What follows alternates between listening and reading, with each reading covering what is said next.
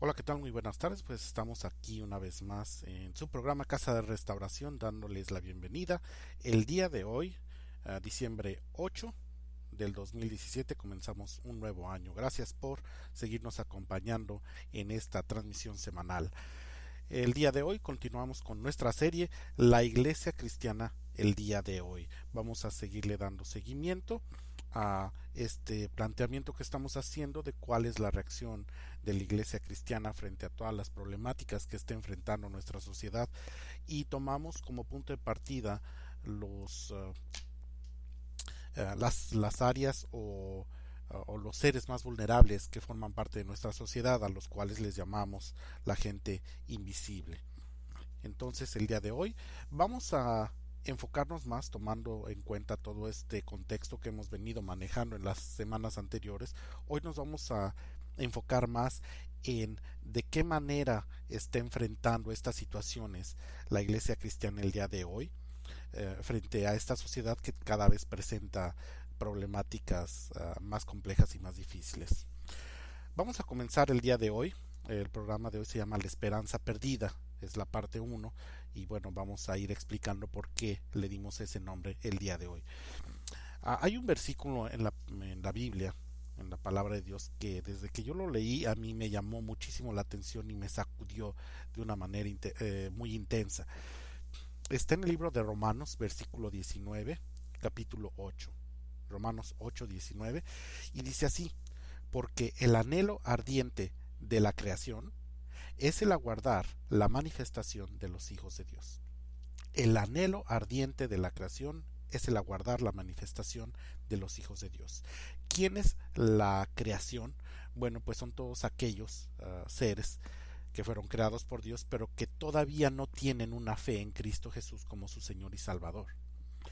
Y los hijos de Dios, pues son la iglesia, aquellos que ya han recibido a Cristo como Señor y Salvador y que tienen esa fe de salvación en el nombre de Jesucristo.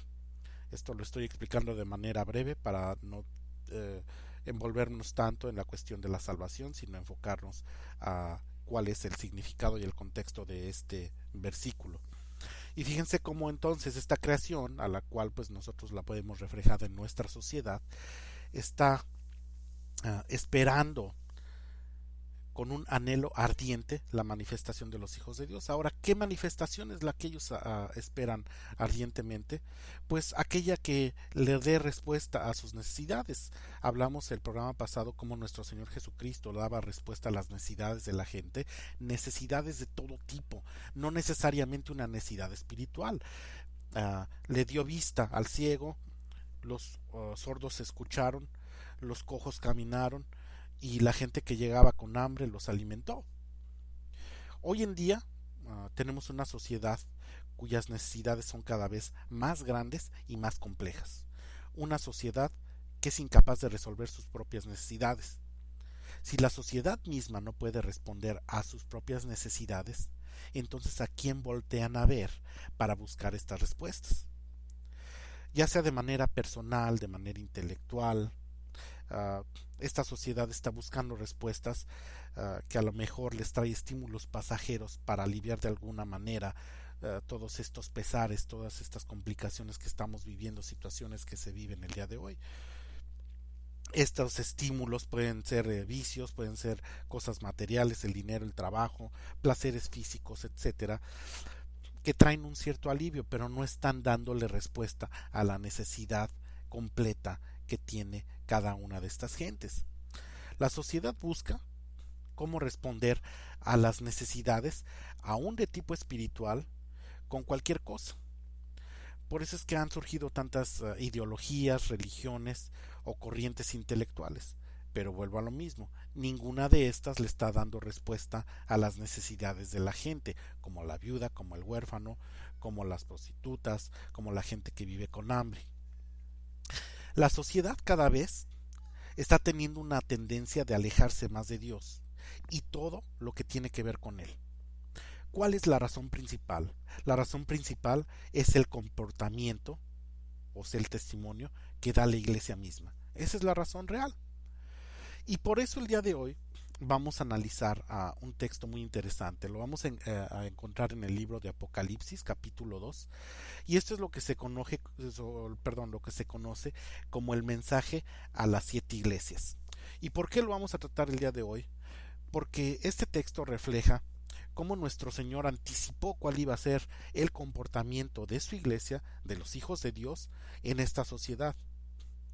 Y como nos vamos a dar cuenta, esto refleja, estas palabras que nuestro Señor nos dio hace tantos años, reflejan una situación actual y triste de lo que es la iglesia cristiana el día de hoy. Vamos a comenzar con el mensaje a la iglesia de Efeso. El mensaje que nuestro Señor le dio a la iglesia de Efeso es el primero que encontramos y que se conoce, como les decía yo, como el mensaje a las 7 iglesias. Así comenzamos con el mensaje a la iglesia de Efeso y dice así, Apocalipsis 2, versículo 2, es de donde yo lo comencé. Dice: yo conozco tus obras y tu arduo trabajo y paciencia, y que no puedes soportar a los malos, y has probado a los que se dicen ser apóstoles y no lo son, y los has llamado mentirosos. Ahí viene la palomita, la aprobación del Señor, que dice: esto estás haciendo bien. Versículo 3, aquí ya se pone la cosa medio mal. Dice: y has sufrido y has tenido paciencia, y has trabajado arduamente por amor de mi nombre, y no has desmayado. Otra palomita. Versículo 4, pero tengo contra ti que has dejado tu primer amor. Como se dan cuenta, esta va a ser una dinámica que vamos a ver, una sintomatología que vamos a ver en las cartas que se le dirigen a las 7 iglesias, excepto una, en donde el Señor les hace un reconocimiento de lo que están haciendo bien, pero viene ahí la exposición de algo que está torcido, algo que está mal dentro de la organización de la iglesia.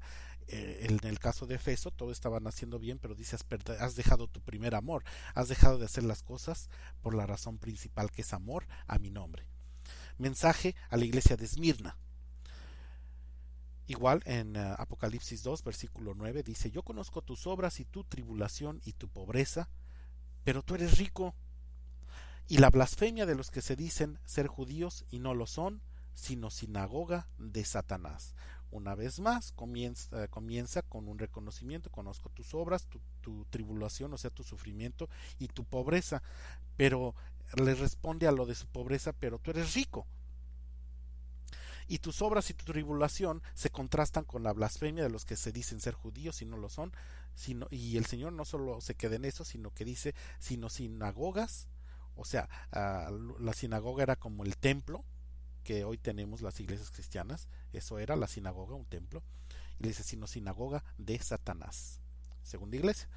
Vamos con el mensaje a Pérgamo. Dice, versículo 13: yo conozco tus obras y dónde moras, y dónde está el trono de Satanás.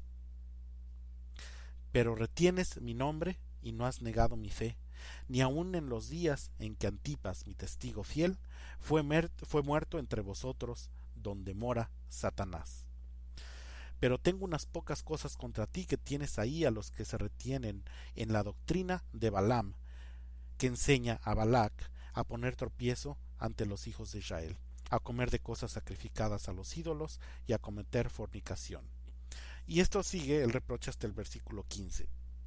Ahora se dan cuenta, mismo patrón, el reconocimiento: conozco tus obras, donde moras, que estás donde está el trono de Satanás, algo bien gráfico, y después viene la exposición del pecado, la exposición de lo que estaba torcido dentro de la iglesia de Pérgamo.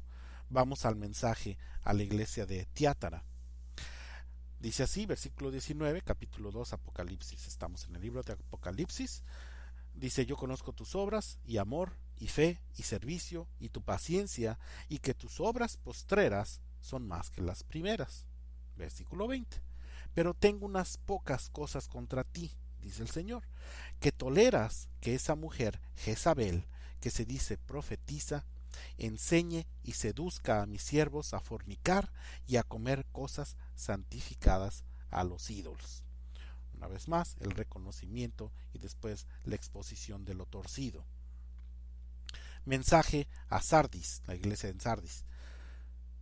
Dice así, este es el capítulo 3, versículo 1, en el libro de Apocalipsis: yo conozco tus obras, que tienes nombre de que vives y estás muerto. Sé vigilante y afirma las otras cosas que están para morir, porque no he hallado tus obras perfectas delante de Dios. Mismo patrón, viene el reconocimiento y después viene la exposición del pecado, de lo torcido. Mensaje a Filadelfia. Este lo quiero dejar, aunque en el orden cronológico en el cual leemos el libro del Apocalipsis, esta sería la siguiente iglesia. Sin embargo, la quiero dejar al final y ahora les explico por qué. Nos saltamos al versículo 15, en donde está el mensaje a Laodicea. Versículo 15 dice: yo conozco tus obras, que ni eres frío ni caliente. Ojalá fueras frío o caliente, dice el Señor. Pero por cuanto eres tibio y no frío ni caliente, te vomitaré de mi boca. Y bueno, finalmente venimos al mensaje a la iglesia de Filadelfia, que dice así: yo conozco tus obras, he aquí, he puesto delante de ti una puerta abierta, la cual nadie puede cerrar, porque aunque tienes poca fuerza, has guardado mi palabra y no has negado mi nombre. He aquí, yo entrego de la sinagoga de Satanás a los que se dicen ser judíos y no lo son, sino que mienten. He aquí, yo haré que vengan y se postren a tus pies y reconozcan que yo te he amado. Esta es la única iglesia al cual el Señor no le hace ningún reproche. Y casualmente la característica principal de esta iglesia en Filadelfia es que no era la más fuerte.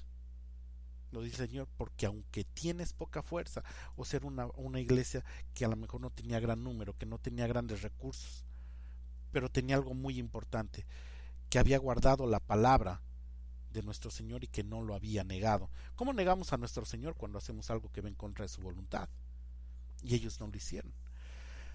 Estas 7 iglesias reflejan condiciones que podemos encontrar hoy en día en la iglesia cristiana. A lo mejor no textualmente, pero a lo que me refiero es a la cuestión de que pueden tener cosas que estén haciendo bien, pero también hay muchísimas cosas, la gran mayoría, que se están haciendo mal. Desafortunadamente, la iglesia cristiana el día de hoy está más enfocada en convertirse en una iglesia institucionalizada, funcionar bien en lo institucional, tener una organización que refleje o que aparente como que es una organización grande. Hay muchas mega iglesias, vuelvo a repetir, cuando yo me refiero a la iglesia no estoy hablando a alguien en particular, pero ya para cerrar este programa, hay muchas mega iglesias que tienen muchas actividades, pero sin embargo lo más básico, como lo vimos en el primer capítulo, que es ver por la viuda y el huérfano, no se está cumpliendo. Entonces, si tomamos desde ese punto de vista esta perspectiva, la iglesia está siendo totalmente inefectiva, es ineficaz a llevar a cabo la religión como el Señor quería que nosotros la practicáramos. No estamos cumpliendo con el cometido por el cual el Señor nos llamó a creer en su nombre. Y no estamos cumpliendo con lo más básico, que es predicar el Evangelio. Y el Evangelio es muy simple, es un mensaje de esperanza al recibir perdón de nuestros pecados y vida eterna en el nombre de Cristo Jesús. No hay más. Ese es el Evangelio, ese es el mensaje principal que nosotros tendríamos que estar llevando a todas las naciones. Esa fue la orden que el Señor dio en la gran comisión: id y hacer discípulos de todas las naciones, bautizándolos en el nombre del Padre, del Hijo y del Espíritu Santo. Sin embargo, la iglesia carece de cualquier tipo de intención, de cualquier tipo de efectividad para lograr este cometido. Por eso es que este programa lo llamamos La Esperanza Perdida, porque si la creación está anhelando ardientemente que los hijos de Dios se manifiesten, estamos muy lejos de poder ser nosotros quienes les puedan dar respuesta a todas sus necesidades. Así que bueno, vamos a terminar aquí el programa del día de hoy. Los esperamos la próxima semana con la segunda parte de La Esperanza Perdida, que estamos hablando de la iglesia. Y recuerden, manden sus comentarios a través de nuestra página de Facebook o de nuestra página en el podcast. Una vez más, gracias por habernos acompañado el día de hoy. Que el Señor los bendiga, que les traiga esperanza, pero sobre todo salvación. En el nombre de Cristo Jesús. Hasta la próxima.